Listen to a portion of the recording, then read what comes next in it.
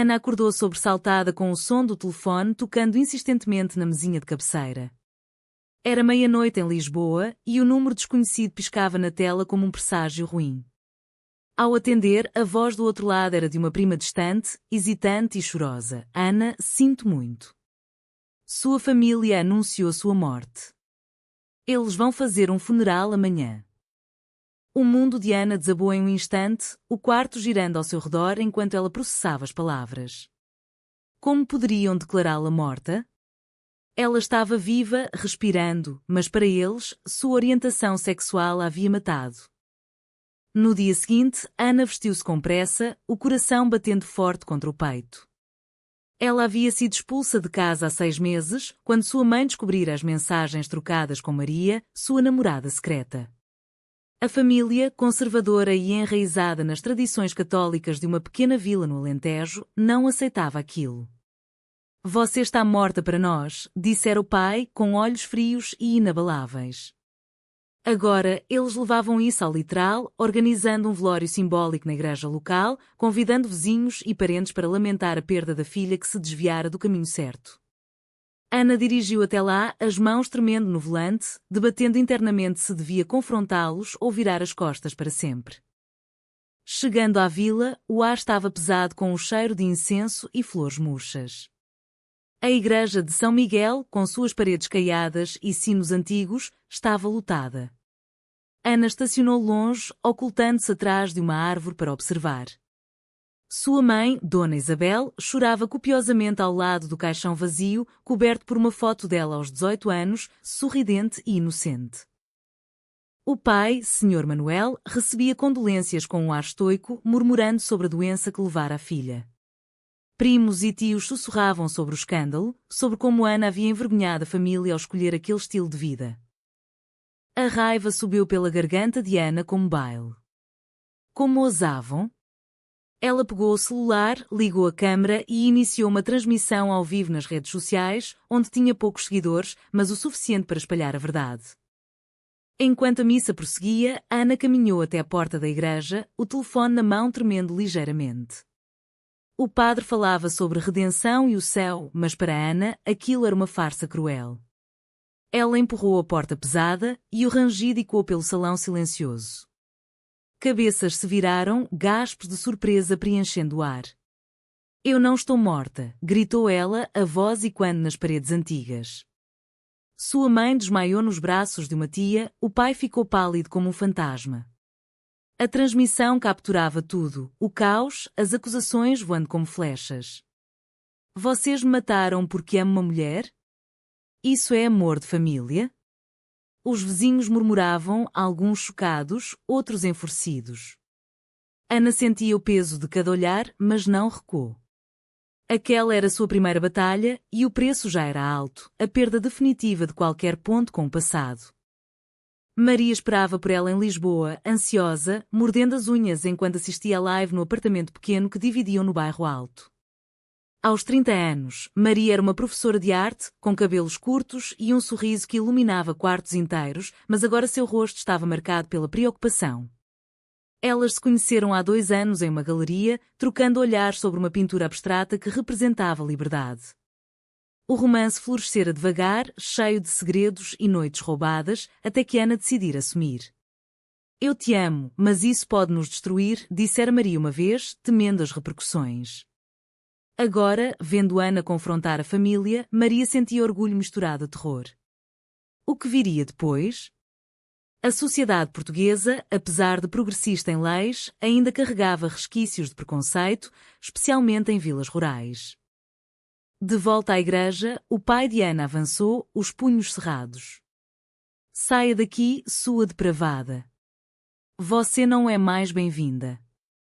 As palavras cortaram como facas, mas Ana ergueu o queixo.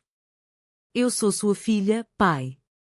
Vocês escolheram me enterrar viva. A transmissão explodia online, comentários chegando aos montes, apoio de ativistas LGBT, ódio de conservadores. Um primo tentou arrancar o telefone dela, mas ela se esquivou, correndo para fora enquanto a polícia era chamada. No carro, lágrimas escorriam pelo rosto de Ana. Ela havia exposto a hipocrisia, mas a que custo? Sua identidade agora era pública e o backlash poderia custar seu emprego como designer gráfica em uma agência de publicidade. Dirigindo de volta a Lisboa, ela ligou para Maria. Eu fiz isso. Mas e agora? Ao chegar em casa, Maria abraçou forte, os corpos se encaixando perfeitamente. Você foi corajosa, amor. Mas eles vão revidar. Elas passaram a noite discutindo, pesando as opções. Ana sentia o conflito interno rasgando-a, parte dela ansiava por aceitação familiar, outra sabia que era ilusório. A sociedade portuguesa, com suas leis de casamento gay desde 2010, parecia acolhedora na superfície, mas nas famílias tradicionais, o estigma persistia. Amigos de Ana alertavam sobre o risco de isolamento, de depressão. Mas ela escolhera o amor e o preço era a solidão familiar. Naquela noite, enquanto Maria dormia, Ana ficou acordada, questionando se valera a pena. Os dias seguintes foram um turbilhão. A live viralizou, jornais como o Público e o Diário de Notícias cobrindo a história. Filha morta invade funeral em protesto contra a homofobia familiar, diziam as manchetes. Ana recebeu mensagens de apoio, mas também ameaças. Seu chefe a chamou para uma reunião, preocupado com a imagem da agência. Isso afeta nossos clientes conservadores, disse ele. Ana defendeu-se, mas saiu com um aviso. Em casa, Maria enfrentava seus próprios demónios. Sua família, mais liberal, ainda hesitava em aceitar o relacionamento abertamente. Minha mãe pergunta se é fase, confessou Maria. As duas debatiam ética. Era certo expor a família publicamente? Ana argumentava que sim, para combater o preconceito, Maria temia escalada. Uma semana depois, o pai de Ana ligou. Você nos humilhou. Nunca mais volte. A conversa foi curta, cheia de acusações. Ana desligou, o peito apertado. Ela havia escolhido confrontar, mas o dano era irreversível. Maria sugeriu terapia, mas Ana resistia, achando que força bastava. Internamente, porém, dúvidas corroíam, e se ela tivesse fugido para longe, começado nova vida? O conflito moral pesava, família versus autenticidade. Em uma noite chuvosa, elas caminharam pelas ruas empedradas de Lisboa, mãos dadas, ignorando olhares. Nós contra o mundo, disse Maria. Mas Ana sabia que o mundo revidava forte. Os meses se arrastaram como uma ferida que não cicatriza. Ana e Maria tentavam reconstruir a vida em Lisboa, mas as sombras do passado as perseguiam. Ana perdeu o emprego, o chefe alegou reestruturação, mas ela sabia que era pela controvérsia. Agora, desempregada, ela passava dias enviando currículos, o orgulho ferido. Maria, com seu salário de professora, sustentava as duas, mas o stress crescia. Não é justo, murmurava Maria durante jantares silenciosos. Ana sentia culpa, questionando se sua impulsividade no funeral havia sido egoísta. O amor delas, outrora puro, agora carregava o peso de sacrifícios. Uma tarde, enquanto Ana navegava por vagas online, uma mensagem chegou. Era de Sofia, uma amiga de infância da vila. Sua mãe está mal, Ana. Ela chora todos os dias desde o incidente. O coração de Ana apertou. Dona Isabel sempre fora mais frágil, presa entre o amor maternal e as expectativas sociais. Ana debateu internamente, ignorar ou responder? Escolheu o último, marcando um encontro secreto em um café em Évora. Eu preciso fechar isso, disse a Maria, que concordou relutante, temendo armadilha. No café, Sofia esperava nervosa, os olhos baixos. Sua família está dividida. Seu pai é intransigente, mas sua mãe. Ela sente sua falta. Ana ouviu as emoções conflitantes. Parte dela queria perdoar, outra via hipocrisia. Eles me declararam morta, Sofia.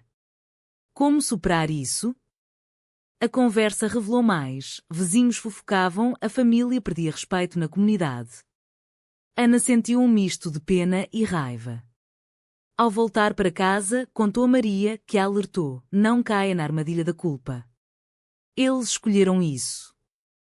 Mas a semente da dúvida germinava. Ana começou a questionar suas escolhas. Em sessões de terapia que finalmente aceitou, a psicóloga explorava o trauma. Você pagou um preço alto pela autenticidade. Era necessário? Ana refletia sobre a sociedade portuguesa, onde o progresso legal contrastava com o conservadorismo rural. Amigos LGBT compartilhavam histórias semelhantes. Rejeição, mas também reconciliações lentas. Maria, por sua vez, enfrentava pressão no trabalho. Colegas sussurravam sobre sua namorada famosa. Eu te amo, mas isso nos isola, confessou ela uma noite. O conflito escalou quando o pai de Ana processou por difamação, alegando que a live danificara sua reputação. O advogado de Ana, um ativista pró-LGBT, argumentava liberdade de expressão. No tribunal em Lisboa, Ana testemunhou, revivendo o horror. Eles me enterraram viva por amar uma mulher. O juiz ouviu, mas o processo arrastou-se, custando dinheiro que elas não tinham. Maria vendeu joias herdadas para pagar o sacrifício silencioso cortando fundo. Valeu a pena? Perguntou Ana a si mesma, vendo Maria exausta. Em meio ao caos, uma traição inesperada veio de dentro. Maria, estressada, começou a se distanciar, passando noites trabalhando. Ana suspeitou, mas negou. Uma noite, ao checar o telefone de Maria por impulso, encontrou mensagens com uma colega, cheias de flertes. O mundo desabou novamente. Como você pôde? Confrontou Ana, lágrimas nos olhos. Maria chorou. Eu me sinto sozinha nisso tudo. Você está obcecada pelo passado. A discussão foi feroz, palavras como facas. Ana sentiu a dor da traição, questionando se o amor resistia à pressão. Elas se separaram temporariamente, Ana mudando para um quarto alugado. Sozinha, ela refletia sobre escolhas. Confrontar a família valer o preço no relacionamento?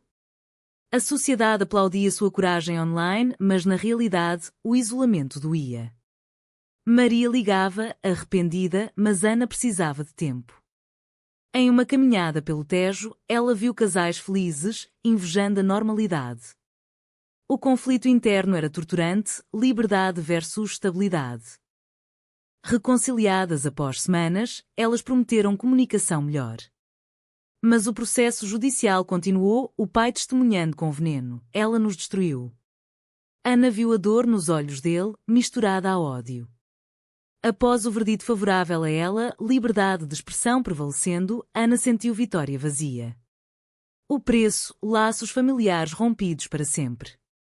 Maria apoiou, mas o dano no relacionamento persistia, confiança abalada. Novos desafios surgiram, ativistas convidaram Ana para palestras, transformando-a em símbolo. Ela aceitou, viajando por Portugal, compartilhando sua história. Em Porto, uma jovem se aproximou. Você me deu coragem para assumir. Isso aquecia o coração de Ana, mas o esgotamento crescia. Maria acompanhava quando podia, mas o ciúme da atenção pública fermentava. É sobre nós ou sobre sua causa? Perguntou Maria. O clímax interno veio em uma noite de insomnia. Ana questionava, e se tivesse calado? Teria emprego, família, paz? Mas sem Maria, sem autenticidade. O dilema moral a consumia, o bem maior justifica o sofrimento pessoal? Em conversas profundas, elas exploravam isso, fortalecendo o laço, mas o preço era contínuo. Com o tempo, a fama de Ana cresceu, mas o backlash intensificou. Grupos conservadores organizaram protestos contra ela, chamando-a de destruidora de famílias. Em Lisboa, durante uma marcha LGBT, ovos foram atirados e Ana escapou por pouco. Isso é o que você queria? Gritou Maria, limpando a sujeira de seu casaco. Ana tremia, mas defendeu. É pela mudança. Internamente, porém, o medo corroía. Ela pagava o preço da visibilidade, anonimato perdido, privacidade invadida. Sua mãe, Dona Isabel, quebrou o silêncio com uma carta. Eu te amo, mas não posso ir contra seu pai. Ana leu repetidamente, o conflito rasgando-a decidiu visitá-la secretamente na vila, arriscando tudo. Chegando à noite, encontrou a mãe no jardim, envelhecida prematuramente. Por que vocês fizeram isso? Perguntou Ana. Dona Isabel chorou, medo do que diriam. A igreja, os vizinhos. A conversa revelou as pressões sociais, em vilas como aquela, a reputação era tudo. Ana sentiu pena, mas também raiva pela fraqueza. Você escolheu eles em vez de mim. Ao voltar, contou a Maria, que a consolou. Mas o encontro plantou sementes de dúvida. Valia tentar reconciliação? Maria, lidando com seus próprios pais, sugeriu: talvez devamos nos mudar, começar fresco. Elas consideraram o Algarve, mas Ana resistia, presa à luta. O dilema ético pesava: abandonar a causa seria covardia? Uma traição maior veio de Sofia, a amiga de infância. Revelou-se que ela gravara a conversa com Dona Isabel e vazara para a mídia conservadora. Mãe de lésbica admite vergonha, berravam as manchetes. Ana sentiu apunhalada nas costas, confiança destruída. Confrontou Sofia por telefone. Porquê? Seu pai me pagou, admitiu ela. O pai de Ana usava táticas sujas para desacreditar. O preço, Ana isolada de velhos amigos, paranoia crescendo. No relacionamento, tensões explodiram. Maria, frustrada com a obsessão de Ana, teve um caso breve com a colega. Ao confessar, o mundo de Ana ruiu. Eu te traí porque me sinto invisível, disse Maria. Ana, devastada, questionou tudo. O amor valia o sofrimento? Elas brigaram feio, objetos voando. Ana saiu, perambulando por Lisboa, considerando o fim. Dias depois, reconciliaram-se em terapia conjunta. A terapeuta explorava: vocês pagam preços altos. O que estão dispostas a sacrificar? Ana refletia sobre escolhas, confrontar versus perdoar. Maria admitiu fraquezas, prometendo lealdade. O laço fortaleceu, mas cicatrizes permaneceram. Ana decidiu contra-atacar, organizando uma campanha online contra a homofobia familiar. Milhares aderiram, compartilhando histórias. Em uma conferência em Coimbra, ela falou: minha família me matou simbolicamente. Mas eu ressuscitei. Aplausos ecoaram, mas ameaças chegavam. O preço, segurança comprometida. Sua mãe adoeceu, o estresse contribuindo. Ana visitou o hospital anonimamente, vendo Dona Isabel fraca. Me perdoe, sussurrou a mãe. Ana segurou sua mão, lágrimas caindo. O momento de food for toga, perdoar ou manter distância? Escolheu o primeiro, mas o pai interrompeu, expulsando-a. Você matou, acusou ele. De volta a Lisboa, Ana desabou nos braços de Maria. Eu tentei. O conflito interno culminava. Família tóxica valia o esforço? A sociedade mudava devagar, mas sua ação inspirava. Maria sugeriu equilíbrio: foca em nós agora. O alto tráfego veio quando um documentário sobre sua história foi proposto. Ana aceitou, expondo mais. Durante filmagens, reviveram o funeral, dores ressurgindo. Maria hesitou: isso nos expõe demais. Mas Ana via como ferramenta de mudança. O documentário estreou, morta em vida, tornando Ana uma figura nacional. Entrevistas em TV, debates em universidades. Mas o preço era alto: privacidade zero, paparazzi seguindo. Maria, cansada, discutia: quando isso acaba? Quero uma vida normal. Ana defendia: é pela causa. O rift crescia, escolhas questionadas. Uma reviravolta: o pai de Ana sofreu um infarto, culpa consumindo. No hospital, ele pediu para vê-la. Ana foi, coração dividido. Eu errei, admitiu ele, fraco. O medo me cegou. Ana ouviu, emoções misturadas. Perdoar? Após reflexão, sim, mas com limites. Vocês me machucaram demais. O momento de food for toga, redenção possível? Com a mãe melhorando, a família tentou reconciliação lenta. Jantares tensos, conversas sobre preconceitos. Ana via progresso, mas desconfiava. Maria apoiava, mas alertava: não se perca neles. O equilíbrio era frágil. Traição veio de novo. Um produtor do documentário manipulou edições, pintando Ana como vingativa. Críticas choveram, reputação danificada. Ana processou, mas o dano estava feito. Porque confiei, lamentava. Maria aconselou: aprendemos. Elas decidiram se casar, simbolizando compromisso. Em uma cerimônia simples em Sintra, com amigos, juraram amor. Mas o pai não compareceu, enviando uma mensagem: ainda não consigo. O preço: alegria misturada à tristeza. Pós-casamento, desafios continuaram. Ana engravidou via inseminação, com doador, mas sociedade questionava: duas mães? Pressão familiar ressurgia. Maria, protetora, defendia. O conflito: criar filho em mundo hostil? Ana escreveu um livro sobre sua jornada, Ressurreição Proibida, vendendo bem. Leituras em livrarias, debates acalorados. Em uma, um conservador a confrontou: você destruiu valores tradicionais. Ana rebateu: valores que matam almas?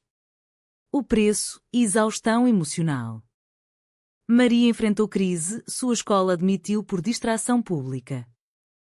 Furiosa, ela processou por discriminação. Ana apoiou, mas culpa pesava: minha fama causou isso. Elas debateram ética, visibilidade versus paz? Reconstruindo, mudaram para o Porto, vida mais calma. Ana reduziu aparições, focando na família. A gravidez avançava, esperança florescendo. Mas ecos do passado, ligações anônimas, ameaças. Em uma noite, Ana refletiu: todas as escolhas levaram ali. O amor venceu, mas a que custo? Maria, ao lado, sussurrou: valeu cada lágrima. Com o nascimento da filha, Leonor, a vida ganhou novo sentido. Ana e Maria revezavam cuidados, o apartamento no Porto cheio de risos infantis. Mas desafios persistiam, família de Ana visitava esporadicamente, o pai ainda distante. Ele melhora devagar, dizia a mãe. Ana aceitava, mas o perdão era processo. Socialmente, Leonor enfrentaria preconceitos. Ana preocupava-se: e se a escola bullying? Maria tranquilizava: ensinaremos força. O dilema moral: expor a criança à luta? Ana voltou ao ativismo, mas moderado, palestras online. Seu livro inspirou leis contra a discriminação familiar.